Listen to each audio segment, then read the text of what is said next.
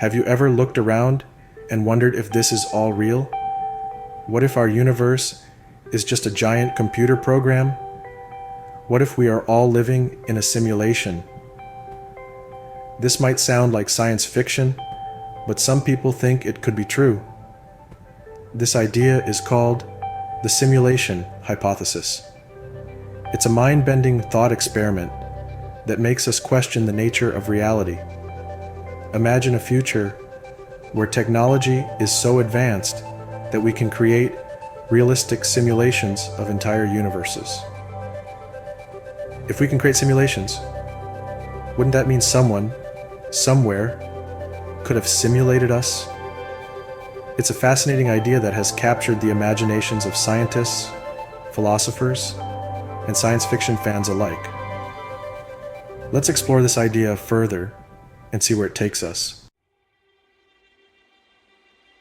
In 2003, a philosopher named Nick Bostrom wrote a paper that got people talking. Bostrom proposed the idea that we might be living in a computer simulation created by a more advanced civilization. He wasn't saying it was definitely true, but he argued that it's a real possibility we should consider. Think of it like this. Imagine a civilization so technologically advanced that they can create simulations indistinguishable from reality.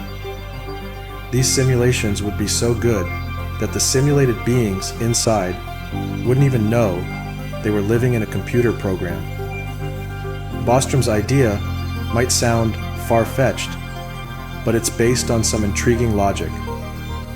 He argued that if it's possible to create such advanced simulations, then it's likely that many civilizations would do so.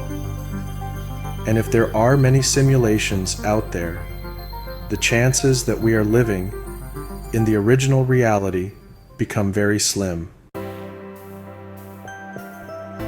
One of the key assumptions of the simulation hypothesis is that it's possible to simulate an entire universe.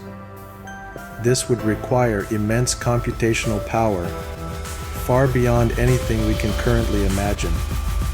But remember, we're talking about a hypothetical future civilization, far more advanced than our own.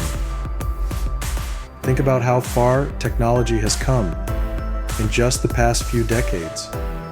We've gone from bulky computers that filled entire rooms to smartphones that fit in our pockets and can access information from around the globe. If technology continues to advance at this rate, who knows what we'll be capable of in the future? If we extrapolate from our current understanding of physics and computer science, there's no reason to believe that simulating consciousness is impossible. Of course, we're a long way off from creating simulations that are indistinguishable from reality, but the possibility remains tantalizing. Okay, let's say that building a universe simulation is possible, but why would anyone do it? What would be the point? Well, there are a few possibilities. Maybe these advanced civilizations create simulations for research purposes, like studying the development of societies or testing different scenarios. Or maybe they create simulations for entertainment, like immersive virtual reality games on a cosmic scale. Imagine playing a game where you could experience an entire lifetime in a different universe. Another possibility is that they create simulations to preserve their history or culture. They could create simulations of their ancestors or past civilizations to learn from them, or simply to keep their memory alive. The possibilities are as vast as the universe itself. Section 5. Are we simulated beings? So, If there are all these potential simulations out there, how likely is it that we are living in one? This is where things get really interesting. Bostrom argues that if simulations are possible, and there are many of them, then it's statistically more likely that we are in a simulation than in the original reality. Think of it like this. Imagine a jar filled with marbles. Most of the marbles are blue, representing simulated realities, and only a few are red, representing the original reality. If you were to reach into the jar and pull out a marble, it's statistically more likely that you would pick a blue one. Of course, this is just a thought experiment. We have no way of knowing how many simulations might exist or how likely it is that we are in one. But it's a fascinating idea that challenges us to think about the nature of reality. Section 6. Glitches in the Matrix. If we are living in a simulation, are there any ways to tell?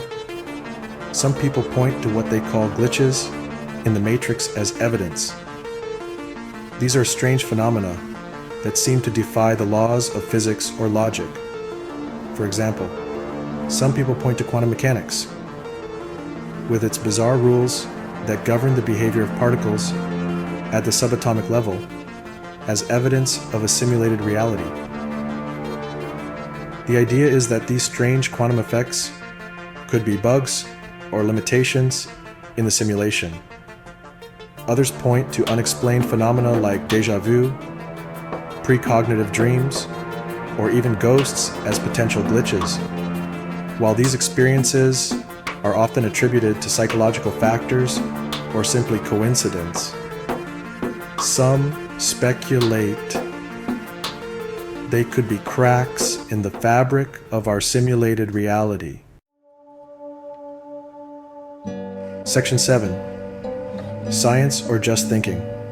It's important to note that the simulation hypothesis is just that, a hypothesis. It's a fun and thought-provoking idea, but it's not something that can be scientifically proven or disproven with our current technology. Some scientists argue that the simulation hypothesis is untestable and therefore not truly scientific. Others argue that it's still a valuable thought experiment that can push the boundaries of our understanding of the universe. Whether or not we are living in a simulation is ultimately a matter of speculation, but the very act of contemplating such possibilities can lead to new insights and a deeper appreciation for the mysteries of the cosmos. Section 8. A universe of possibilities. So, are we living in a simulation? The truth is, we don't know, and we may never know for sure. But that's okay. The universe is full of mysteries, and part of the joy of being human is exploring those mysteries and asking big questions. The simulation hypothesis is just one of many mind-bending ideas that challenge us to think differently about the world around us. It reminds us that reality is not always what it seems, and that there's always more to discover. Whether we are real or simulated, the universe is a vast and awe-inspiring place. Let's keep exploring it with open minds and a sense of wonder. Section 9. Join the exploration. Do you have your own theories about the simulation hypothesis? Share your thoughts in the comments below. And don't forget to subscribe for more mind-blowing explorations of the cosmos.